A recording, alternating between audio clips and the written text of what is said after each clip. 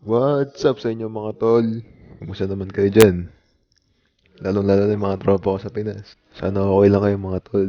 Mahirap na ngayon. Kaya dito lang tayo ngayon, nasa bahay lang. Kailangan pogi tayo lagi. Wala namang mga barbershops. So anong gagawin natin? Siyempre mag-i-improvise tayo. Maraming nagme-message sa akin na pagupit daw ganyan. Bawal ako mga boss. Pero siguro sa susunod na lang. Kaya tong video na to, gagawin ko to para sa inyo. Makinig lang kayo mabuti mga boys.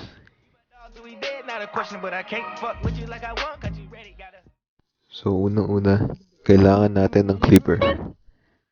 Pagtapos, kailangan rin natin ng trimmer. Siyempre, kailangan rin natin ng shaver. So yung shaver, depende naman sa inyo kung gagamitin niya na hindi. Pero dito sa video na to, gagamitin ko siya kasi mas nililinis niya yung ahit ng buhok mo. Kaya mas maganda siya tignan pag may shaver ka. At syempre, kailangan rin natin ng salamin. Idol na kita pag wala kang salamin. Huwag nyo rin kakalimutan mag-subscribe at mag-like. Parang awan nyo naman, di ka mo, 32 pa lang. Dagdagan natin yan. Salamat mga idol. Oh, tara na. So, unang-unang gagawin natin is yung first guideline. Doon tayo magbabase. Kaya ito yung pinaka-importanting gagawin natin sa lahat. By the way, so itong gupit nga pala, tawag dito is mid-fade. So, fade lang siya. So, sinimulan ko sa patilya hanggang sa likod. Kailangan straight siya. So, walang curve lines, hindi ka lalagpas. Yun yung pinaka-importante dun.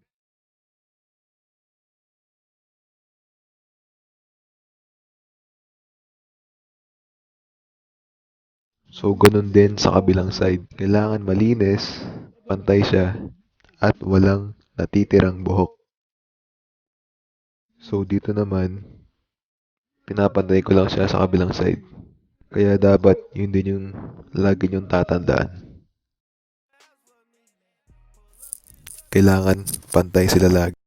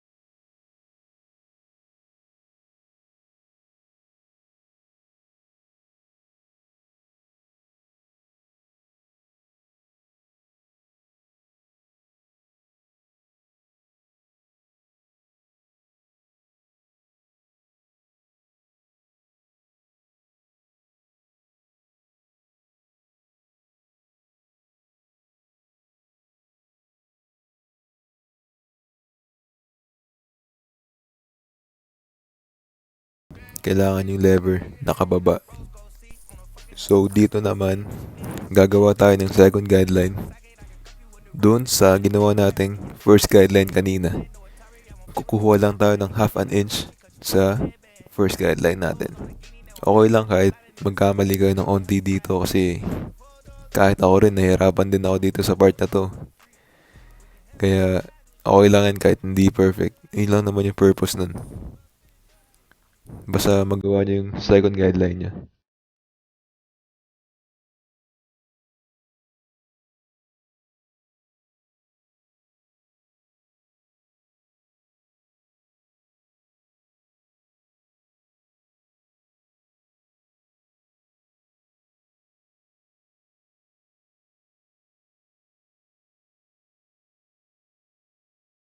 So, dito mga idol, dinidiinan ko yung paggamit ko ng clipper para lang makuha yung buhok ko.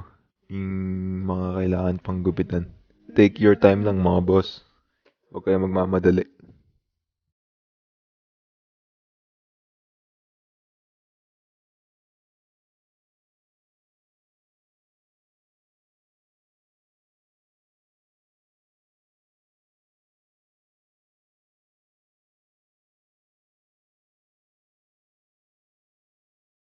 Dito naman mga tol, gagamit tayo ng no guard, lever open.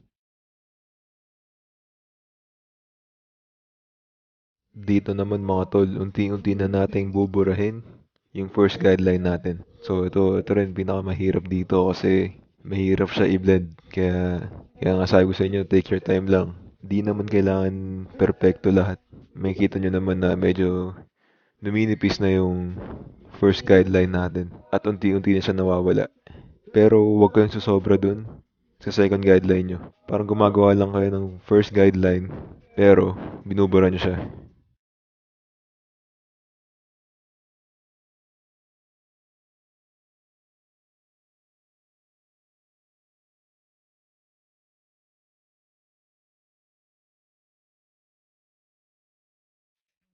So, ito na mga tol, yung most challenging part ng fade natin.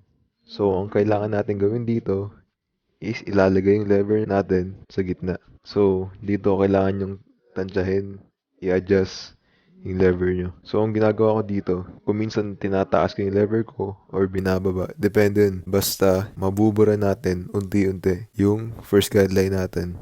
Especially yung mga hard lines na kagaya neto. Nakikita pa natin sa first guideline natin may mga hard lines pa. Kaya kailangan nating i-adjust yung lever natin. Minsan medyo open siya, minsan medyo close. Ina-adjust natin yung lever para makuha yung pagka-fade ng buhok natin.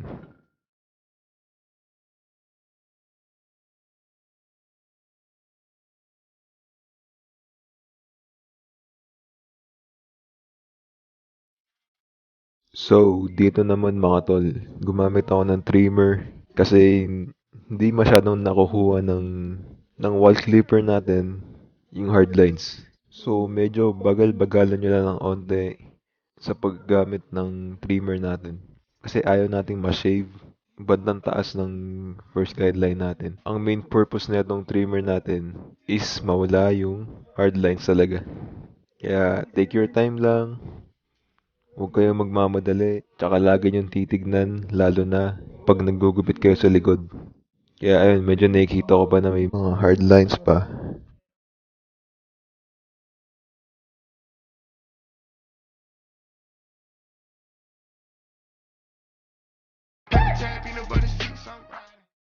Kaya ito mga tol, gumamit na ako ng shaver para mawala na talaga.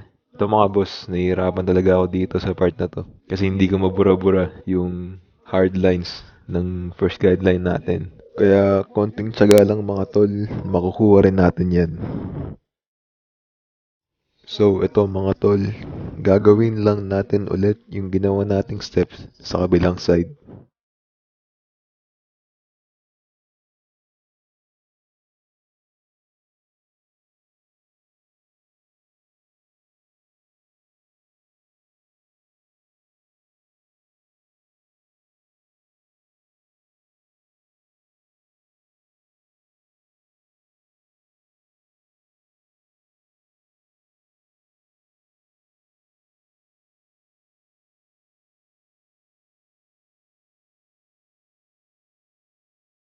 Dito naman mga tol, gagamit tayo ng one guard closed.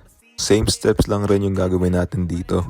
Pero dito, yung gagawin natin, tatanggalin na natin yung second guideline natin, which is yung nasa taas ng first guideline natin. So, ang ginagawa ko dito, hindi ko masyadong dinidiinan yung pag-flick ko ng clipper ko. Ang ginagawa ko dito is upward motion siya. So, hindi nyo kailangan diinan yung paggamit nyo ng clipper dito.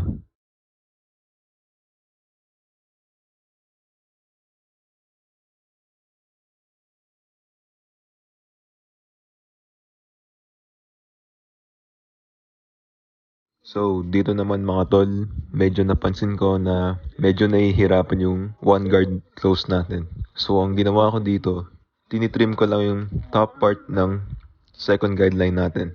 So, ganun pa din mga tol, same upward motion lang ang gagawin natin dito. Ginawa lang natin to para mapadali yung paggamit natin ng one guard close natin. Huwag nyo rin kakalimutan suklayin yung buhok nyo pababa para makuha natin lahat ng buhok na kailangan nating gupitan.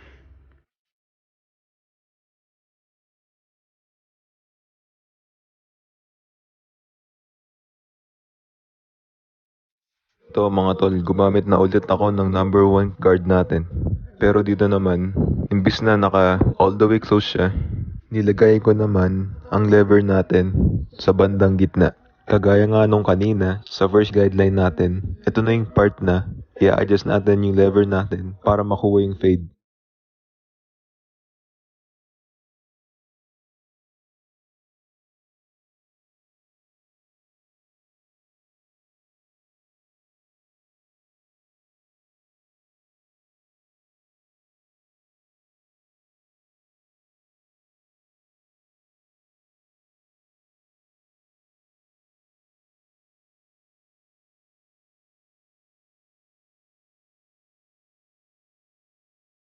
Medyo malapit na tayo mga tol, pero onti pa. Dito naman mga tol, gumamit na ako ng 1.5 inch guard natin para mabura na yung second guideline pati ang mga hardline natin. So dito sa part na to, huwag nyo din masyadong mamadaliin. Take your time lang. Lagi nyong titignan sa salamin kung may mga hardlines pang kailangan burahin. Yun yung purpose nun, kung bakit gumamit tayo ng 1.5 inch guard line.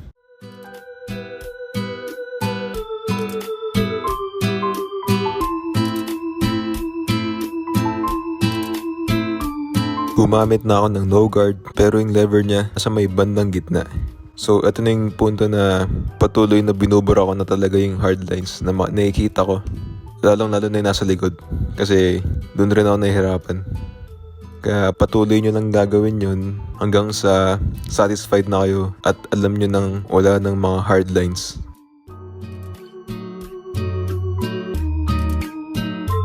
Dito ulit mga tol, gumamit na ako ng number 1 guard lever closed para lang maging malinis yung pagka-fade natin.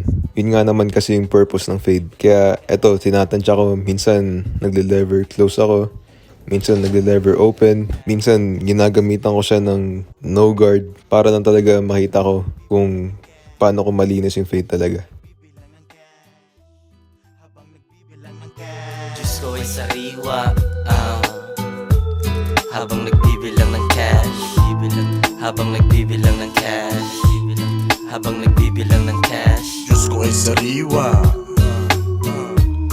habang nagbibilang ng cash, habang nagbibilang ng cash, habang nagbibilang ng cash. It's all about the money, 2 joints parang mafia. Kotse ko ay lowered, bitches ko ay masaya. Tropa ko mapera, lahat kumakain. Gagawa ng money, kahit umagahin. Forma ay malinis, amoy mo. So ito nga mga tol, ginamitan ko ulit siya ng shaver.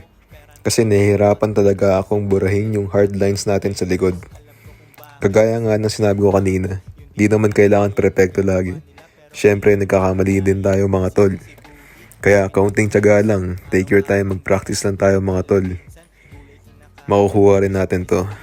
Kapit dati sa patalim kaya nahiwa. Tawagin mo na legend kahit di pa dedo. Sa mga sosyalan akong pinaka-ghetto. S-O-R-R-E-N tsaka T-O. Dami mga rappers, iba ang aking stilo. Dope aking rap shit, pera na aakit. Bantayan babae mo baka aking madagit. Konti kaibigan, daming kakilala. Koykoy meron tikas, huwag kang mabahala. Di ko maalala pag di tungkol sa pera. Kami ni kahirapan, meron ka. So okay na mga tol. Ang taas naman yung titirahin natin. Aking turing, sa akin sila special. Bitches na walang bilang bawal. Dito sa part na to, depende na sa inyo kung gusto nyo pabawasan yung taas nyo. Pero sa akin, medyo gusto ko pang paiksiin yung taas. Kaya gumamit ako ng number 8 guard lever closed. Dito, para ko lang siyang kinakalbo. So sinimulan ko sa likod hanggang sa harap. Habang nagbibilang ng cash, Diyos ko ay sariwa, habang nagbibilang ng cash. Habang nagbibilang ng cash. Habang nagbibilang ng cash. Diyos ko ay sariwa, habang nagbibilang ng cash. Habang nagbibilang ng cash. Habang nagbibilang ng cash. Diyos ko ay sariwa, habang nagbibili ng cash. Habang nagbibili ng cash. Habang nagbibili ng cash. Two joints parang mafia.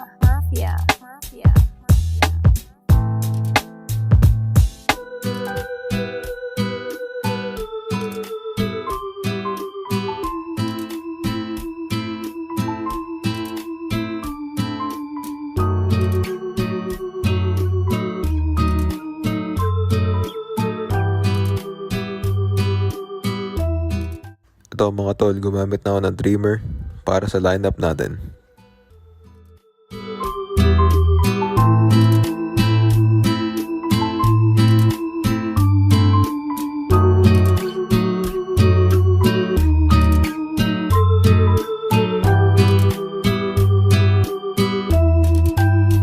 Yeah, Diyos ko ay sariwa.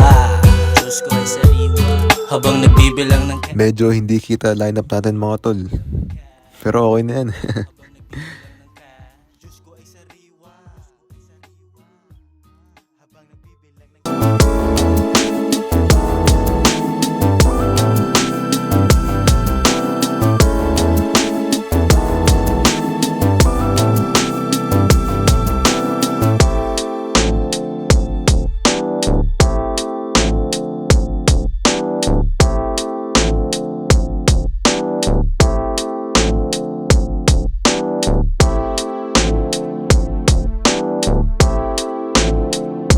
Yun lang mga tol, sana nagustuhan nyo tong video na to. Alam ko may mga counting pagkakamali pa ako. At para sa mga naggugupit dyan, comment down lang kayo pag may mga isa-suggest kayo. So paalala lang mga tol, ito lang yung way ko kung paano ko gupitan yung sarili ko. Kung may iba pa kayong way, gawin nyo lang yun. Pag-eksperimentohan nyo lang. Gupitan nyo kapatid nyo, mga tropa nyo, or mga lolo nyo.